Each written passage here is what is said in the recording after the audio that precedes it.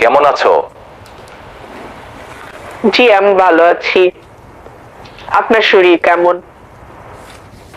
শরীর আর কি, কোনো কিছুই তো হচ্ছে না। ভোট তো ঠেকাইতে পারলা না তোমরা। আমি একাই তো আমার মতো করে করার চেষ্টা করতেছি, আর কে কি করতেছে ভাবে। হ্যাঁ, তুমি চেষ্টা করছো, সেটা তো আর অস্বীকার করছি না। যাদের বড় বড় পদ দিয়ে রেখেছেন তারা তো কেউ কোথাও নেই। কি যে করছে। হ্যাঁ, আমার বেলায় শুধু আপনার যত অভিযোগ। আমার তো পরিকল্পনা আছেই, মানুষজন যেন ভোট কেন্দ্রে না যায় সেই ব্যবস্থা করো।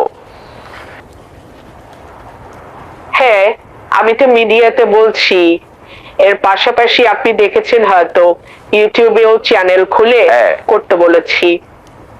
হ্যাঁ, কিন্তু মানুষজনকে এঙ্গেজ করতে হবে। আসলে আমেরিকা স্যাংশন দিলে ইজি হতো, আর কত গল্প বানিয়ে বলা যায়। মানুষ কিন্তু এখন আর শুনতে চায় না। অ্যাকশন না হয় মানুষ মিথ্যাবাদী মনে করে।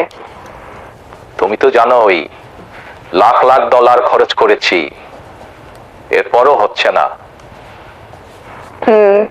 আনসারীদের বিশ্বাস করে ঠিক হয়নি, এর আগেও বলেছিলাম। এখন তোমরা যেভাবেই হোক ভোটার ঠেকাও। আপনার সাথে দেখা করা দরকার, আমি লন্ডন আসি। আরে না না, এখন তোমার ওখানে কাজ করতে হবে। 7 তারিখের পর জানাচ্ছি।